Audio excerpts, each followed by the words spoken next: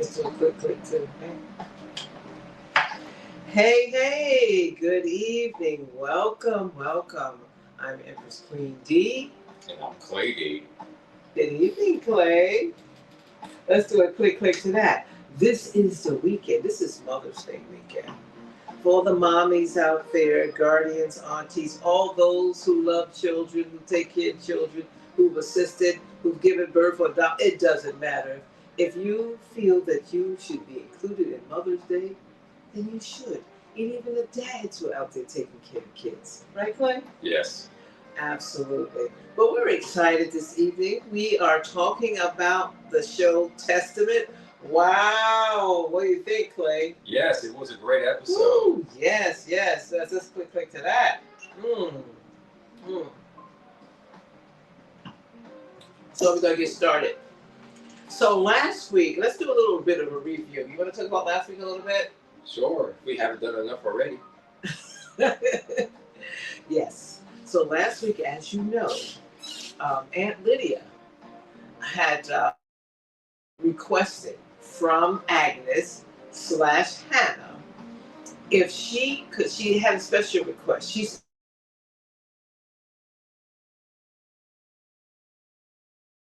Garth, is his name? Correct? Yes. Mm-hmm. Would be hers. Why? Because she's feeling these feelings as a young girl that you get. She thinks she's in love, and she might be, but I think it's infatuation right now. Well, you know what? After all, he's the cutest one there and the youngest one, with all these old prunes there, right, Clay? Yes. Yeah. So last week, the girls were matched up, supposed to be meeting at the ball, this coming out party for all the girls dressed in green to show that they're fertile, to meet a potential husband. These commanders are wealthy, they're of age, they look like they're like 60 up. Some might be 55, I don't know. But the way they look here, they all got gray hair. I'm like, really? So you want these young girls between the ages of 13 to probably 16 marry you? But this is Gilead.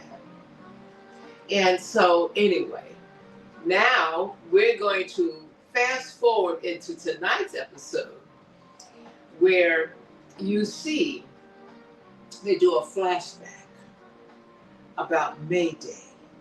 You want to talk about that, Clint? Yes, let's do it. So it shows you a flashback of when Daisy was sitting at a cafe in Toronto where June had left her off in episode 1, I believe it was. And she's been waiting there for hours, and then suddenly this waitress asked her if she was waiting on someone. Wow. After she had gotten kicked out of this diner, she says yes. Then she's smoking a cigarette, says, well, tomorrow should be a nice May Day. And then Daisy goes, it's effing March. And then she looks at her and says, yeah, June said you would last. I didn't think you would. Come on, I'm going to take you to your next stop. And she went along with her. Yes. Daisy, the show's opened up with Daisy lying in bed, listening to her radio with earplugs in. Now, if you've seen any of the past episodes, you will know that Daisy had taken her radio and with the earplugs, and she hides it inside the bed of the end of the bed inside a panel. But I thought in the beginning she was hiding in her panel, but now she's hiding into the girl next to her, Talia's panel of her end of her bed, which is very dangerous. And so it's talking about how that the May Day and invaded Boston, and Gilead lost a lot of lives trying to take over Boston. Well, as Clay said, now they show us that Daisy is in this diner waiting for June or some type of answer or somebody to come for her help. And so she started sitting there from the daytime, and now it is evening, and the place is closing, and the woman looks at her and goes and closes, and they're standing outside and says, like Clay said, what a beautiful day, it's in May. And then Daisy with her fresh mouth because it's effing March. And then the lady looks at her and says, "Oh, June was right about you. I didn't think you'd last. Come with me and get in the car with me." Well, they proceeded to take her to Rita's house. It was nice to see Rita again, wasn't it? It was nice. I liked Rita in the original Handmaid's Tale series. She brought a lot of depth, and her character really did grow over time. First, she was a subservient Martha. Well, you have to be subservient to survive. But between seasons 1 and season 6, she eventually had escaped Gilead on Angel's Flight. Just Google that or look it up. And she spent half of the series in Canada. So you really did see that growth. But now you're seeing her looking healthy and thriving and glowing and really just a part of the Mayday resistance, which, quite frankly, I was wondering about her the other day, and just to see her surprisingly just pop up, that was a surprise. I didn't know we were going to see any more original Handmaid's Tale characters outside of Aunt Lydia and June this season, especially this late in the first season. Right. It was nice to see the actress Amanda Brugel that plays Rita. She actually came on social media and let us know that she was going to be making a cameo appearance. So it was really, and I was looking forward to seeing her. She's a beautiful woman. She added depth, like Clayton said, depth to this show with her quiet, unspoken demure, but she added a presence, wouldn't you say? Yes. With helping June. Well, she's doing the same here too. For Daisy, Daisy's there, and Daisy's being her usual, rebellious self. But a lot of people, including shout out to Twisted Life, a lot of people get annoyed with Daisy, but Daisy has an axe to grind. Daisy has found out that she's adopted. Her parents were killed, and then now, later on we find out that her real parents were killed too. So and then she had a boyfriend that did not side with her and try to support her. Yeah. So why should Daisy be happy? There's nothing to be happy about except being alive. Yeah. But if you call that living, but Rita supports her in a way that kind of lets her know that, hey, we're here for you, and we're going to send you to a Spanish country. Colombia. Yeah. She goes, I don't speak effing Spanish. And she goes, well, you can learn. She goes, I'm not going. And there was another woman there, a woman from the diner, who says, well, you have to go to Colombia if you want to be safe. And then she says, well, maybe we can get you in. June said that maybe we can, even though you're a minor. And then the woman from the diner goes, I understand June has a horse. What's the phrase? A dog in the fight. A horse in the fight. Dog in the fight, horse like in the that. I think he said horse in the fight, something like that. But anyway, a dog. No, she didn't say dog. She said horse. I believe. But the point she was trying to make is that June has moles there already in Gilead. Just supposedly trying to find out what they can so they can infiltrate and come in and raid Gilead and destroy it and bring it down. That's June's, and bring home her daughter. That's what June really wants to do, right? For sure. Yeah, which we can understand. And Rita says, "Have you your period yet?" And then she says, "No." And she says, and she looks at the lady and says, in their mind they're thinking, maybe we can get you in. Now we didn't know that she was going to get her in as a pearl, but that's what the idea was. And so every day she's training her to be a sponge, not a spy, to absorb information, not spy, but learn from them.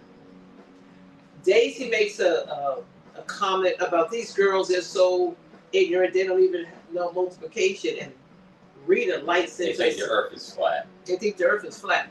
And Rita lights it and says, let me tell you something. You know nothing about these girls and what they had to endure and what they had to go through. How dare you think that you are smart? And if you think that you can survive in there like these girls, you won't. So you better listen to them. Do you understand me? She said it with like, ugh. And Dave was like, oh my God. Yeah, okay. Okay, I got it. Well, I hope you do. That's kind of like the attitude she had, right? And so she serves us some nice hot soup because, She was a Martha there, and she cooks well. She says, I was a chef before. And she goes, what happened? She says, well, that was before. She was basically saying that she's glad to have her life back and to be able to cook. And let her know that she lost her parents, and everybody lost their parents because of Gilead, and the commanders and the soldiers and everyone that came and killed everybody. So she was letting her know, I understand your plight. You're not the only one that lost parents. You're not the only one that lost everything and had to rebuild and regain and relearn and try to heal from all of that stress, because that was some serious stress from the Handmaid's Tale. Wouldn't you say, Clay? Yeah, it was a whole lot. It was a whole lot, and you really do again have to binge. This is a good weekend to binge. Over that. If you're home this weekend with family and or graduation weekends, and you have some downtime, or you're just staying away from the mayhem, just binge watch at least one season of the show. Let's put it this way. If you have nothing to do and you are curious about what really happened, before you pass judgment on the Testament and how these girls behave and why they behave this way, because you're still thinking modern world, you're not thinking slavery and rape and all that stuff, then you need to really be curious enough to go back, even if you only do the first 3 episodes of season 1. What it will do is will give you an idea of how serious this place is. They ain't playing. Am I correct? No, we're not playing at all. So go ahead and get your binge on. So let's talk about it. Let's go back into actually where they're staying in Gilead. Let's talk about how all of a sudden, out of nowhere, the girls are sitting down in the dining room. Let's talk about that. They're all like, yeah. So what happened? Like you're at like a whole country buffet, K&W dining way for a Cracker Barrel. The way these tables are set up. You see the mashed potatoes, the string beans, the meatloaf. It's like every time I try to look at their plates, see what they're serving them from the cast. I know they're serving the actresses. I'm like, what is that they're eating? Yeast rolls. Whatever it is, it's extremely bland. It looks like hospital food, doesn't it? No seasoning. Hospital food. I don't think Gilead uses seasoning. That's pretty obvious. They think everything is detrimental to the site. So I don't think there's any seasoning at all. It must be like, yeah. But the one thing I will say, at least it's healthier than what we're currently eating. That's true. We're going to give at least it's organic, okay? I think, because the whole idea is we want to have a healthy environment and food, healthy so children. we can produce children. Healthy children, yeah. That way we don't have right? low sperm counts or low fertility counts, so we got to make sure we don't have no high sodium, no cholesterol. No cavities in the teeth, because they really worry about them teeth there, don't they? Brush your teeth all the time, look like. But anyway, they're sitting at the table, and let's rewind. The girls get all dressed up to meet their potential husbands. Woo! And they each get like 3 husbands to choose. Well, they don't choose them; they choose them. And they show you how they come to Agnes' house, Becca's house, and Ruta's house. And we get a chance to see how these men are interviewing them like they're interviewing for child care. Is that right? Yeah. That's the first thing that came to mind was, and so how do you watch the children? And it seemed like they were interviewing for child care, like from Miss Doubtfire, if anybody's ever seen Miss Doubtfire, right? Yeah, it was very odd. Yeah, it was very weird. And so they have to talk about how I'm going to make a great wife. You know, and they seem to be pretty, again, excited about it, except for Becca. Becca looked like she's going to die. Because she's a lesbian. Or she's gender fluid, whatever. Well, even if she wasn't, Becca has already made up her mind. She doesn't want to get married to an old geezer. I still have suspicion that maybe her father had molested her or did something to her as a baby or as a child, because she is unusually very upset. And if you notice, they never did show the father's face too much. Yeah, ever since the groping episode. Ever since the groping episode, we haven't really seen much of her father since, and that's. I don't know if they're saving that for the final 3 episodes this season, but again, I'm going to say this a lot in all of our review shows that we do, not just for Testaments, but anything else we do. The streaming show platforms, the streaming shows are too short. I'm tired of 40-minute episodes. I want hour-long and hour and change episodes. And no more 8 to 10 episodes per season. I want 13 episodes, just like the original Handmaid's Tale, all the other old streaming shows used to do. Okay, let's talk about Sorry, that. I had to. Okay. Anywho, but yeah, we haven't seen much of the father. They showed the father and mother, which I don't remember what the mother looked like, but they showed the father sitting there asking questions like, how can you provide for my daughter? What kind of background? And Garth was there, and Garth said, look, I don't have that much money, but I'll make sure your daughter's taken care of, and I'll make sure that she's raised as a godly woman, and I'm going to make sure I work hard. And I was thinking, not good enough. Yeah, I mean, compared to all the other commanders who are rich. Listen. I got a signature every night. Okay. Yeah. Listen, I don't know. I just figured they be doing some Flintstone style and sleeping with 2 separate twin beds, like Fred and Willow style. But I was thinking, but with Garth, you might make an exception because he's so handsome. I'm gonna tell you this much. This is not a dating podcast, nor do we intend to become one. But all fellas who ain't rich need a copy and paste what Garth said. I ain't got it, but I'll do my best to make sure you provide it for her. Okay.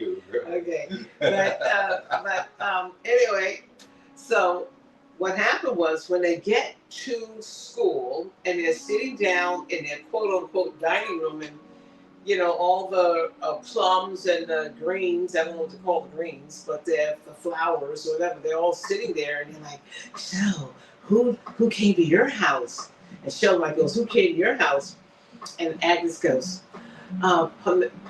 Commander Fritz and Commander so-and-so and Commander Weston. She says, ooh, you got the best. You can have hundreds of Marthas. You got the best. All right. And so who did you get, Becca? I got this one. Who's that? Then Agnes said, well, that's my guardian. And they look at her like, what? We can't do nothing for you. But Huda, surprisingly, which is really blossoming now that she's had her cycle, she's like, so-and-so has 10 golf course and this and that. And I found this interesting because guess what? These girls are never going to be on that golf course. They're never going to do any of these things, even though they are told they're going to do all these wonderful things. No, they're not. They're going to be in the house, knitting, standing around, waiting for him to come back, and then maybe try to have a little baby. I don't see what these women do. I'm trying to remember from Handmaid's Tale, but from what Serena and all that, they did have like teas and stuff, right? Yeah, they did. But they had a lot of bread. I remember seeing a lot of bread in Serena's kitchen. Yeah, they really used to, but Serena used to do a lot of gardening. I mean, like, I'm trying to remember what the women did. I guess he did women things. I don't know. Yeah, they did gardening. Remember they even make the honeycomb? No. I'm talking about in Handmaid's Tale. Yeah. It kind of gave us an idea of what these women would do when they get married. What did Serena do? She did a lot of garden tending. Remember she did with June with David. And what else? What else did they do when the ladies got together? They just had tea parties. Yeah, tea parties, and I don't know. Maybe they played bingo. I don't know. No, you can do that. I don't know. They did something. They talked. Yeah, they just talked about the commanders. Whatever. But anyway, and the rebels and I don't know. They talk about the handmaids. Talk about who's having a baby next, right? Yeah, it was whatever. It wasn't really. But it wasn't really much to me what they could do, because if the Marthas are cooking, cleaning, and doing everything except effing, I mean, like, what are you really doing? Yeah, it's not really. You're kind of limited. I don't know. But anyway, let's get back to the show. So anyway, so after that, the girl was like, oh my God, you didn't really get too many good people, Becca. Becca gets mad, gets up, walks off. Agnes runs behind her. What's wrong with you? What's wrong with you? She goes, I don't want to get married. I don't want to get married. And she goes, what's wrong with you? You want to stay a little girl for the rest of your life? She goes, I want to get married. I want to have babies. I want to have a good life. She says, you're not listening to me. We need to play Jagged Edge song. I was like, okay, Agnes. What we see here is that Agnes has been raised this way, and I will say that she's been conditioned, because a nice word is saying brainwashed, but she's been conditioned to believe that she's going to have a wonderful life. I guess because she sees her dad and his wife and whatever. And so she's feeling like, I'm going to have a good life. Whereas Becca's thinking, oh my God, I got this nasty, greasy man, this nasty on top. Oh my God. All Becca can see is the nastiness of what she feels. And I believe her dad we might find out later, her dad has something to do with that. And that could have caused her to behave the way she does and feel the way she do. We don't know, but we will find out. Bottom line is, she's very wise, she's young, and she don't want to be married, which is nothing wrong with that. She is too young to get married. She don't want to be a damn wife. She ain't ready yet. Yeah. And if she was going to be a wife in modern time, it'd be different because she can pick and choose and do what she want to do. But under these conditions, she feels that she's just a nobody. She said that she feels like jumping off a cliff. My concern is She's that talking too loud. Everywhere. My concern is that she really might kill herself. Well, she might. It did. Remember Janine? The first couple seasons, I think it was season 1 of Handmaid's Tale. I have to go way back here. It's like going back almost 10 years. Janine tried to kill herself, remember? And she survived, and she jumped off a bridge. Ah, yes. I got a feeling this might be a repeat. I got a feeling that Becca won't be able to handle this. If this man makes her drunk or this man jump on her, she might kill herself after that. I just feel. I don't know if she's going to be able to survive. Now I think about it, I don't know if we'll see her in season 2. I don't know if she's going to be able to survive this. This ain't Shulamite. Shulamite's going to be there for a while. Shulamite be like, yo. I like Shulamite. Give me what I want. Shulamite. Give me the Mercedes. Give me the land. Give me the 100 Martha. I'm ready. Okay? But anyway. And she already said, my father said, I got nice breasts. I'm like, Lord Jesus. Yeah, that was kind of strange. Yeah. That was weird. This is a whole strange. Interesting enough. Why is she the only one with a light purple purple? Everyone's got these dark purple plum dresses. And Shulamite has on like a blouse, like a light plum blouse. And I'm like, Shulamite, where is your dress like everybody else's? I don't know if they did that on purpose so she could stand out. I don't know what happened, but what do you think that is? What is your theory? So I thought that maybe they just had an assortment of clothes that different type of shades they could wear. Like you might wear, be like in normal wardrobe. Like they did at the ball. Yeah. Different stuff. But no, Shulamite's is totally different from everyone else's. Well, totally.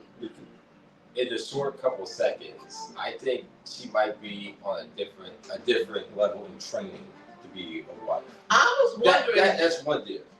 One of my theories is, well, you're almost there, but not quite. So you get a lighter shade. But that's kind of weird. But anyway, let's move on. So now we go back into going back. They went back into the past again. Ooh. And Daisy has been trained. And she looks through the book and she says, okay, this is what she says. Rita, go through the book of the men, recognize them because they are going to constantly review you, interrogate you, ask you questions. They're just trying to make sure you ain't no spy. The spy said no sponge. You got to know how to handle. She goes, well, this guy was into crypto and he was a countless thing of domestic violence. Oh my God. She says, that's not your problem. You don't be concerned about that. You just recognize these men and you be prepared.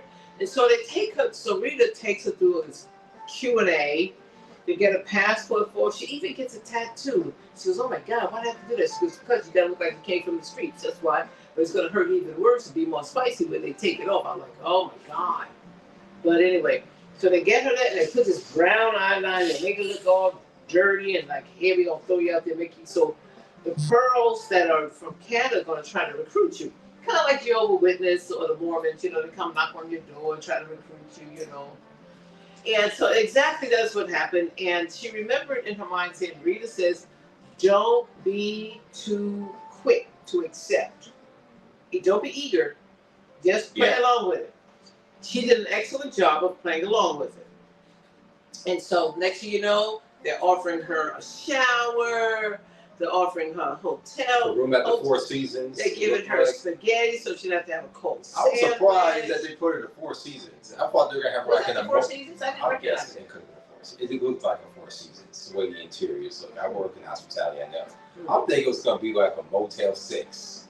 I don't know why. Just kind of like what June had her in. I didn't expect that, the 5-star treatment. I'm like, dang, Gilead, they got money to put you up like that, but. Oh, you know, Gilead got some money now. No, Rich Commander. Another hypocritical nature of them. But anyway. Daisy did a wonderful job. She acted like she was watching a cartoon. She kept saying, "What's the catch? What's the catch?" I said, "No, there's no catch." She took a shower. She slammed the door in their face. The girls were looking at each other like, "We got this one. We got this one. We just got to keep on diggling her, okay?" And Daisy knew what they were doing. But when she came out, she thought they had her. But then tables got flipped, and Daisy thought she was in control. But the tables got turned, and the girls had control. Because once the girls surrounded and hugged her, she started praying with her. She felt it. She actually felt it. And I remember thinking to myself, she's feeling this prayer. Yeah, she was really praying. She's feeling this prayer because they were talking about how God loves you, we love you, we're going to hug you, God protect you. She never felt that before. Yeah, she never had. Yeah. That was a real genuine prayer. That was genuine. That's like how we all pray when we really want to pray. Not know, God is good, this guy is great, let's go over my food. No, this was some real Holy Ghost praying. Well, close enough. You get the point. Right. She was feeling that prayer, and she said to herself in her mind, "They're sucking me in. I know this is a trick." But basically, she was saying, "I'm feeling this trick. And I believe this part is sincere." And it was. I believe it was sincere because I don't think that these girls, I know they were doing their job, but they were supposed to do to reel her in. But their intention is because they do believe in their mind, conditioned mind, that they're doing the right thing. Kind of like Jehovah's Witnesses. Good point. So, Daisy knows that they believe that Daisy knows they have good intention, even if she thinks that they are wrong. But Daisy says, "I'm feeling this." That's basically she's, "I'm feeling this." So she gets in the car with them. They drive to the border. She's got the passport. She's got everything. And out steps Garth and another commander. He looks in her bag and says, "Hey, you can't take this inventory. This is what he called it. Something. I forgot. I said I was going to remember. I don't remember now. But it was a radio." She says, "Give me my radio." He said, "You don't need this here." But somewhere along the line, which we will see later, how she got that radio back, because now we know that her and Garth were working together.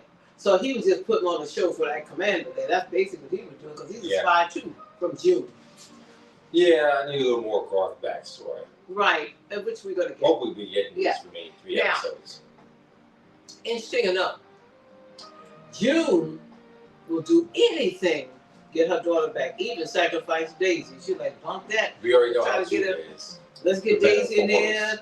We got to get Garth. I don't care who's in there, as long as they can get my child. But what I've noticed about Agnes, a lot of people who've been saying, "Oh, I can't stand Agnes. I can't stand how Chase Infinity is playing Agnes. Like I just don't like Agnes."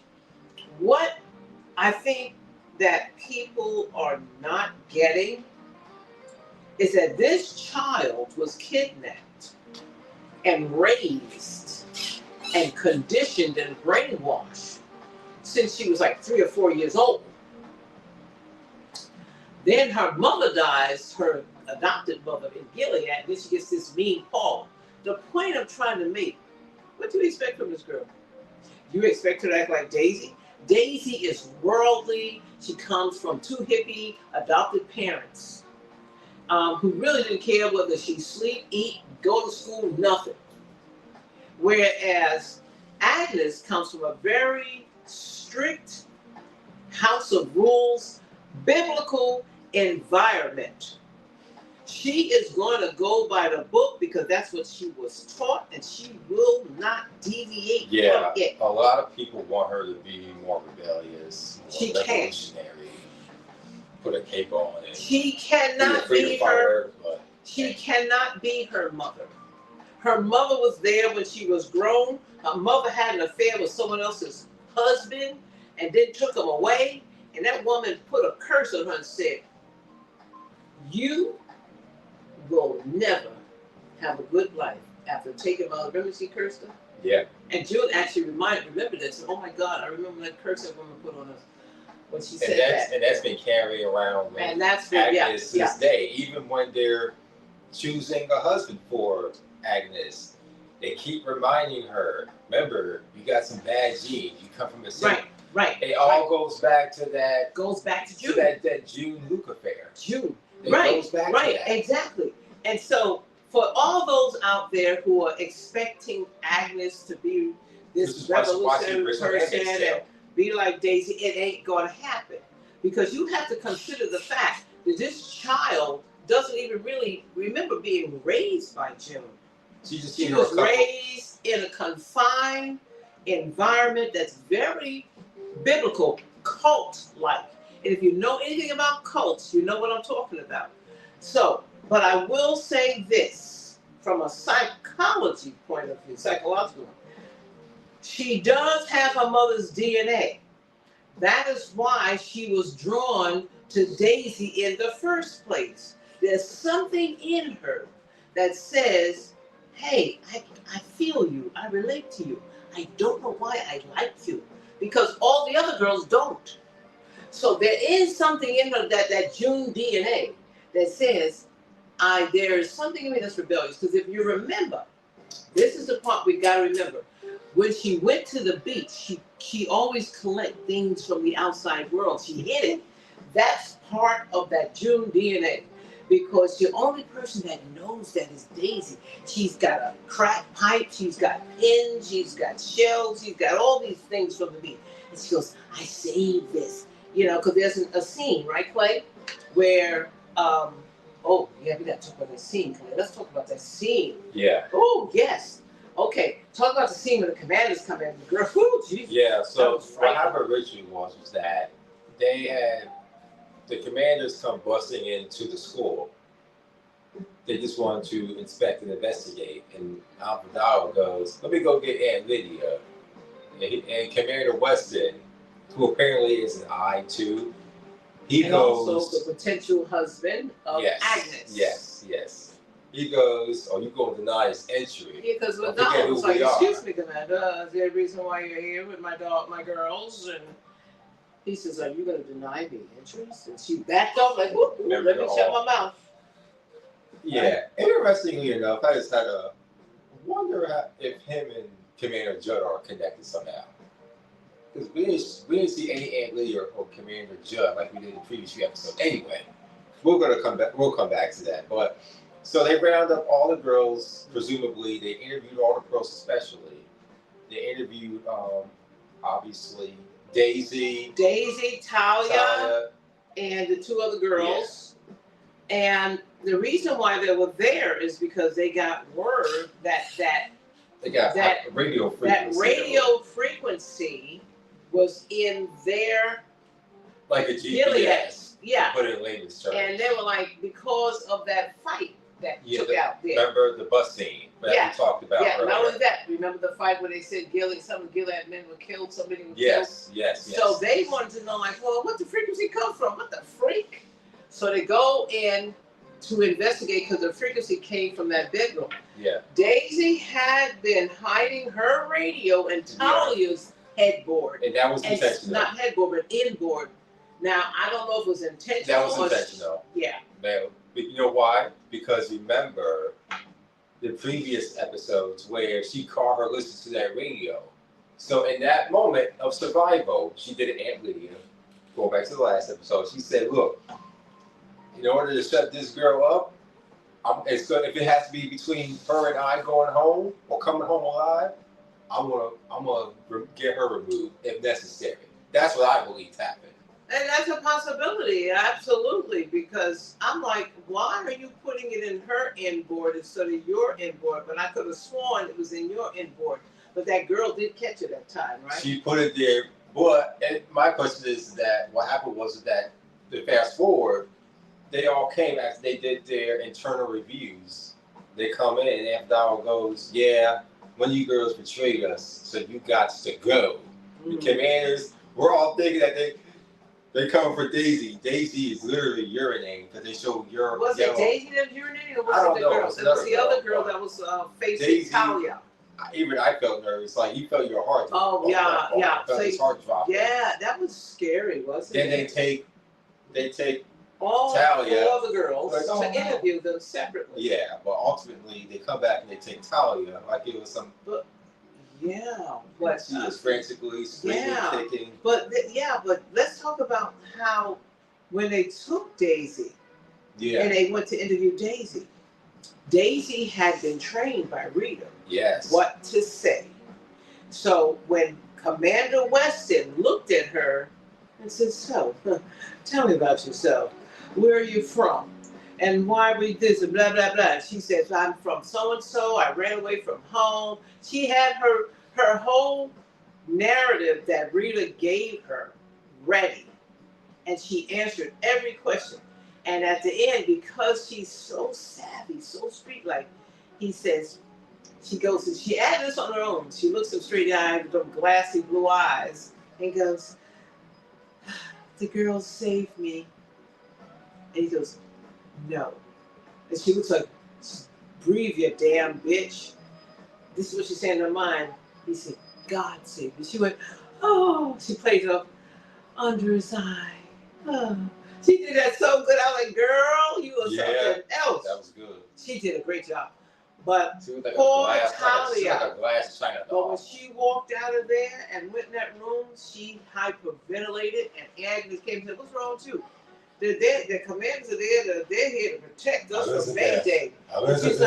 She's like, "Oh my God." She says, "Oh my God." She tried to play it off. She says, "Well, they always make you feel guilty." It's because you know she's guilty.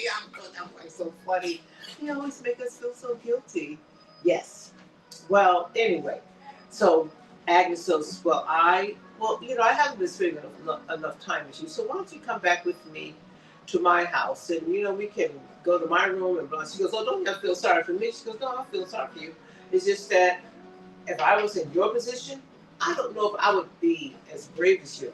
I admire you for your courage, right?" Mm-hmm. And so then Daisy went with her back to the room. But poor Talia, the Spanish girl, they came back and they grabbed Talia, and she was screaming, "Amidala, help me, help me, help me, help me." Yeah. And we knew that girl was going to be tortured and probably hung on the wall, or tongue cut out, or something.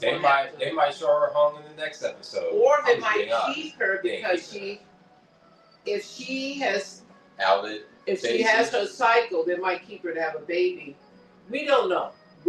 But it was awful. It was just awful. Yeah. Because remember now with Janine, they took her eye out, but they didn't get rid of her because she still could have babies. Yeah, but she working with Mayday. They consider that like yeah. This wasn't like you. So there was This wasn't like you sassed mouth. You're right. Yeah. But there was Daisy in the bed going, "God, please protect our children. God, please protect her." And she knew good well she was wrong. That poor girl killed herself and tortured. Yeah, she hanging on the wall. Yeah, she's gonna be on the wall. Yeah, poor thing.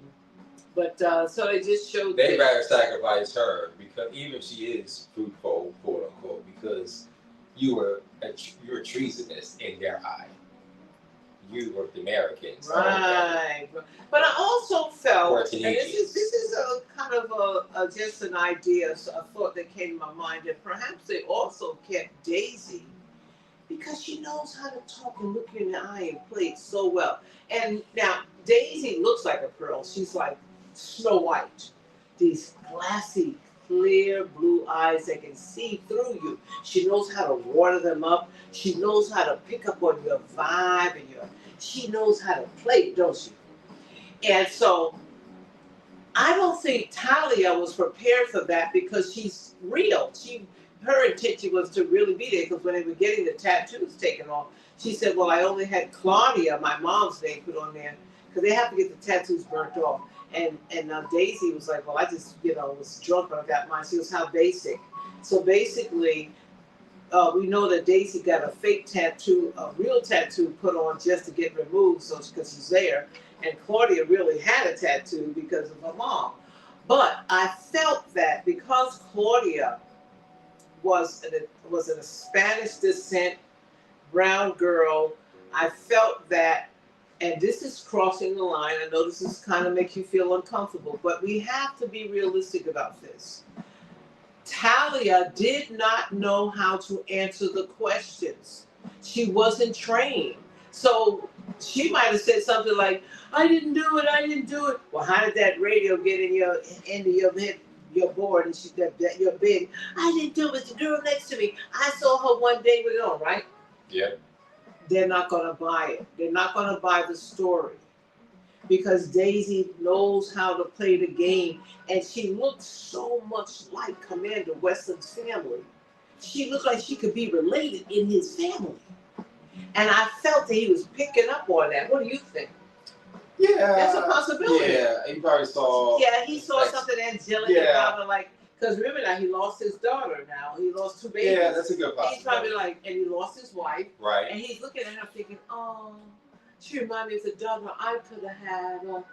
Oh, look at her. She looks like a pearl. Right? Yeah. Right? He kind of gave me a politician. Well, he looked like a sheriff, like a top cop look, you know. He had that type of blue buzz. Yeah. Like that. But absolutely. He saw like a. Absolutely. He saw. Daisy looks like a doll. She wears that pearl. She does. Outfit. I mean, it's like a doll. I mean, it's hard to resist her because of her personality and because of the way she looks. There's something about her with those glassy blue eyes that you just feel like you're staring into an ocean. You know what I mean? So she's so good at it. But anyway, moving on. So anyway, Agnes says in the bed, Daisy goes, I've never had a bedroom like this or look like this because this is just fabulous. And, you know, kind of sounding like you're so lucky. And Agnes says, well, what do you mean by that? She goes, well, I've never looked in the pearls. And you wouldn't want to look in the pearls from, you know, she always said stuff like that. She says, well, anyway, they switch the subject. She shows her the stuff. And she says, what is this for? She goes, oh, that's for Valentine's Day. She goes, you're lying to me. You don't trust me. Because she says, okay, I'm sorry. It's really like a crack pipe. She really gonna say, you know, I just made it up, you know, that kind of thing, right? Mm-hmm. Yeah. But anyway, so as we come to a closing of this episode, they show Commander Garth. I didn't leave anything out. Did you leave anything out? Is there anything else that you want to talk about? Yeah, so we talked about she finally agreed to go to Mayday. She's crossing the border. And yeah, we talked about that. Yeah. Right. I would just say that. Let's talk about Agnes though. Oh, yes. Agnes' mom, Paula. Yes. That's a very important part. Well, they come to the house, Commander Weston, and 2 other men. Agnes' father says, I don't care if he is the head of economic development. He's insufferable. I can't stand it. Because they brought up the idea, the fact that she was born out of wedlock from June. And I thought that was really stupid. They keep bringing that up. Because it's stupid. Y'all the one that raped June. It doesn't make sense. No, so Hannah/Agnes was not of the result of Gilead. It's so stupid though. But they still keep throwing that in her face. It's really dumb though, if you think about it. She's got corrupted genes. It's really dumb. It's like, why would you choose these girls, you rape these girls, have sex with them, so you have babies, and then you want to talk about it or put them down? That's dumb. That is dumb. And this goes back to that one drop of black. I like to bring this up because there's a lot of racial undertones. There's a lot of racial undertones. Think about it. You know, you got, for example, you got the President Obama, who his grandparents is white, his mother was white, but he's black. Oh, he's black because he was that one drop of blood of black. That was made up for the benefit of the slave masters. When are we gonna figure that out? There's not even a true statement. DNA, scientific DNA says 50-50. White here, black here, came out of a white poo-poo. It's 50-50. So If the world was in reverse, we could say, oh, Obama's white. Do you understand what I'm saying? This is just fake news, so to speak. Because what you're saying is one drop of black blood. Well, that's the rule. No, that is a man-made rule. That is not a scientific rule. Okay? So I wish we would get off that stuff. It's so fake, right? It just drives me crazy. So then to say that about, you need water? Because you look like you needed water. Oh yeah. So for them to say that, oh, because, this and that with Agnes, guys, you're the one that raped her mother. That's why she's here. You're the one that needed children. That's why she's here. What do you expect? So stop it. So that's why the father got angry and said, I can't stand him. So then they bring in the other guys, and Weston is one of them, Commander Weston, and he really likes her. He really likes Daisy. But Daisy's got that, this is Weston, that June DNA comes in because she really wants Garth.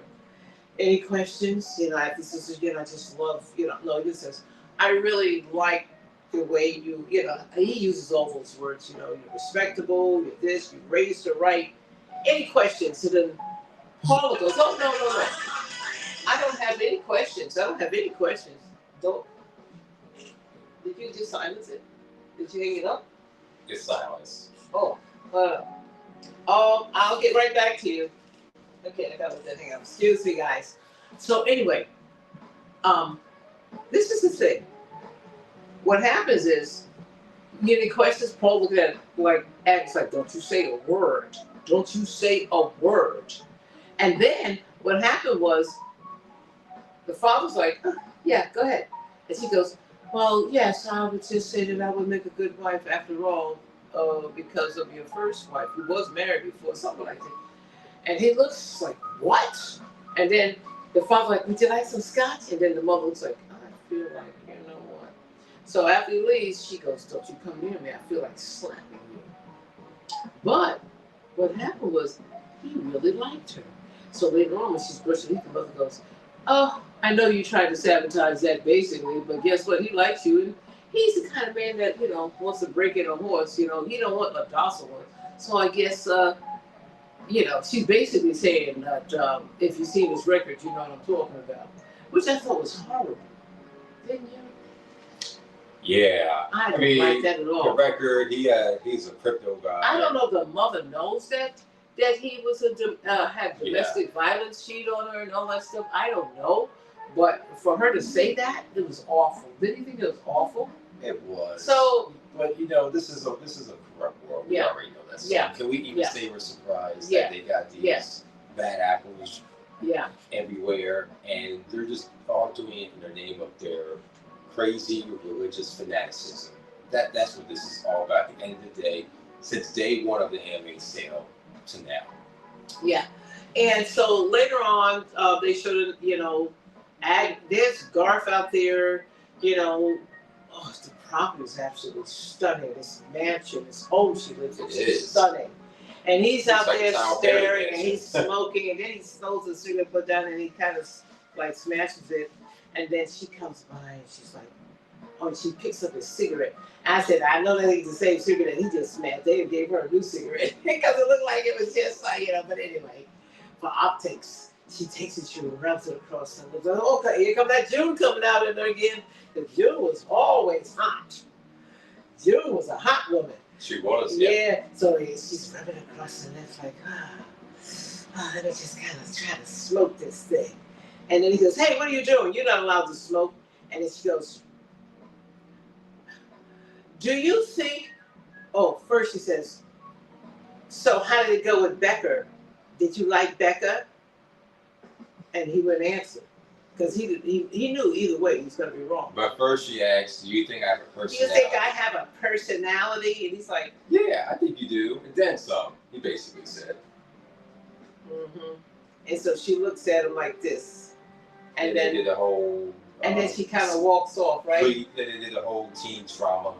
Yeah, then she walks off. Stare and yeah. And so they look at each other. And he looks at her and he says, and he already knows that Daisy already said that you know that Agnes is in love with you, and he looked at her differently.